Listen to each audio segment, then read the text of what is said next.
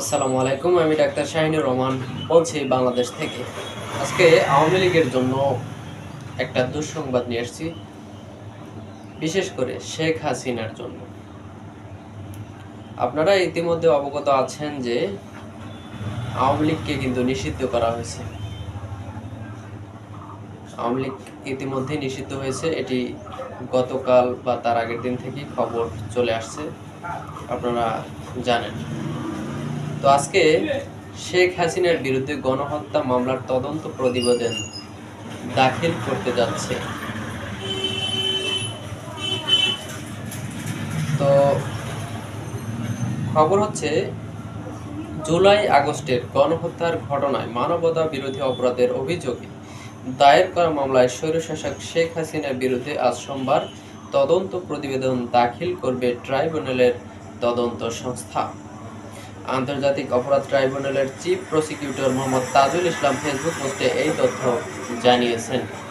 মোহাম্মদ তাজুল ইসলাম বলেছেন, আন্তর্জাতিক অপরাধ ট্রাইব্যুনালের তদন্ত সংস্থা শেখ হাসিনার বিরুদ্ধে জুলাই গণহত্যার তদন্ত রিপোর্ট আগামী সোমবার চিফ প্রসিকিউটর বরাবরে দাখিল করবে আশা করছি। তদন্ত রিপোর্ট দাখিল হওয়ার পর আনুষ্ঠানিক অভিযোগ অর্থাৎ ফরমাল চার্জ দাখিলের মাধ্যমে হাসিনার বিরুদ্ধে আনুষ্ঠানিক বিচার কাজ শুরু হবে।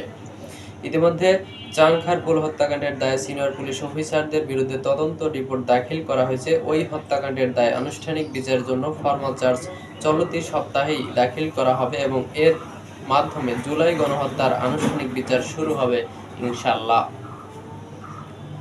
এর আগে গত 18 ফেব্রুয়ারি জুলাই আগস্টের গণহত্যার ঘটনায় মানবতা বিরোধী অপরাধের অভিযোগে দায়ের করা মামলায় স্বৈরশাসক শেখ হাসিনার বিরুদ্ধে তদন্ত 20 এপ্রিলের মধ্যে শেষ করতে নির্দেশ দিয়েছেন ট্রাইব্যুনাল। আন্তর্জাতিক অপরাধ ট্রাইব্যুনালের চেয়ারম্যান বিচারপতি মোহাম্মদ গোলাম মর্তুজা মজুমদারের নেতৃত্বে 3 সদস্যের ট্রাইব্যুনাল এই আদেশ দেন।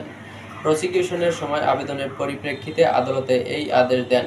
ট্রাইব্যুনালে প্রসিকিউশনের পক্ষে শুনানি করেন অতিরিক্ত চিফ প্রসিকিউটর মিজানুল ইসলাম। গত বছরের 17 ডিসেম্বর জুলাই আগস্টের গণহত্যার ঘটনায় মানবতা বিরোধী অপরাধের অভিযোগে দায়ের করা 2 মামলায় শেখ হাসিনা, ওবায়দুল কাদের সহ 46 জনের বিরুদ্ধে তদন্ত 2 মাসের মধ্যে শেষ করার নির্দেশ দেন ট্রাইব্যুনাল।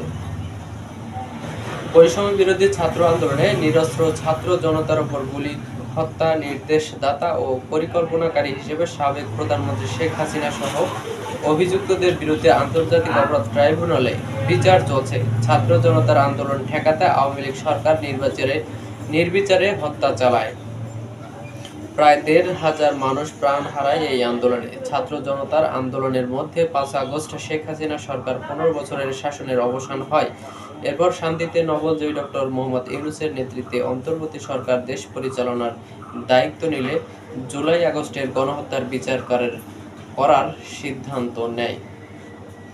তো বুঝতেই পারতেছেন যে আওয়ামী লীগের জন্য সময়টা খুব খারাপ যাচ্ছে। এই হচ্ছে আজকের খবর। বিষয়টা খুবই দুঃখজনক আওয়ামী লীগের জন্য। তো ভালো থাকুন সবাইকে পরবর্তী খবর দেখার জন্য আমন্ত্রণ রইল। সবাইকে আবার আসসালামু আলাইকুম।